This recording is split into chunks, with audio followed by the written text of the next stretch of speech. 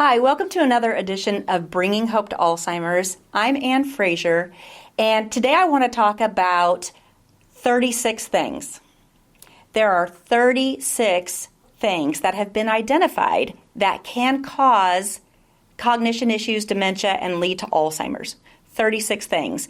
So if you think about a roof of a house and it has 36 holes in it, some holes are big holes, some holes are smaller holes.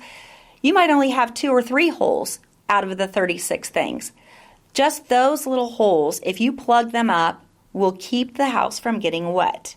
Think of your brain as there's 36 things that can cause, like I said, dementia and Alzheimer's.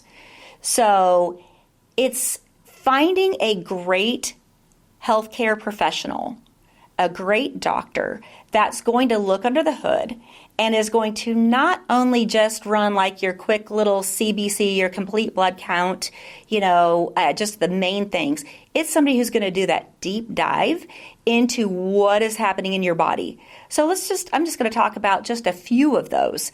So we know that if your body is low in magnesium, that can cause you to have some forms of, or some depression, that can cause some dementia down the line. Let's talk about zinc and copper. In your blood, zinc and copper should be fairly equal. If your zinc is higher or your copper is higher, that can cause some cognitive issues. Let's talk about uric acid. Did you know that you don't have to have gout, you don't have to have kidney disease, but if your uric acid levels are elevated a little bit, that can cause cognitive issues. Hormones. In a female, there are 5 sex hormones that many women after going through menopause can have lower amounts. That can cause huge cognition. That was one of my big ones. Exercise. Did you know, we all know we're supposed to exercise, right? But did you know that when you exercise, you want to try to get your pulse up high enough that your blood starts pumping more and it's pumping through your brain, and I call it clearing out the cobwebs, elevating that heart rate a little bit and really, really get your heart pumping. That is a great thing to get about 30 minutes where your heart is elevated. It doesn't have to be straight in a row. You could get your heart rate up and then it can come back down. You can get your heart rate up and come back down. Interval training. So exercise, that's a huge one. 30 minutes of higher elevated heart rate. This episode is brought to you by Thrive Once More. And I'm going to tell you a personal story because Thrive Once More, I was looking for a new functional medicine, integrative medicine doctor, and I found Dr. Ann Morgan. She was a ER doctor for 22 years and got tired of seeing people come in so sick and just being able to treat the symptom that was happening at the moment and not really the inside of the body. So she started her own practice called Thrive Once More, where she helps men and women figure out what medical issues are going on in the body and how to get to the root cause so you can actually heal and not just take a pill or do something that's going to just treat the symptom and not the problem. So Thrive Once More, Dr. Ann Morgan, she's my personal doctor. If you want to make an appointment for just a quick consultation, you can go to thriveoncemore.com. And we want to thank her for being a supporter of this podcast. So, yes, we all know we're supposed to have 8 good hours of sleep. But how many people do you know really get that? Sleep is imperative for your brain to function correctly. Let's talk a little bit about vitamin D. Did you know that your brain, you actually need vitamin D and you need your omegas and your Ds, you want those to be combined with like a K2? And this is not, I'm not giving you medical advice. These are all things that you can read about and talk to your doctors about. Let's talk about, I said, your omegas. Did you know that your brain really needs fat? It really needs good, healthy fat, not trans fats, but really good, healthy fats, like fish oil, or if you eat salmon or sardines or anchovies or mackerel or herring. Those are all really oily fishes that give you those omega-3s.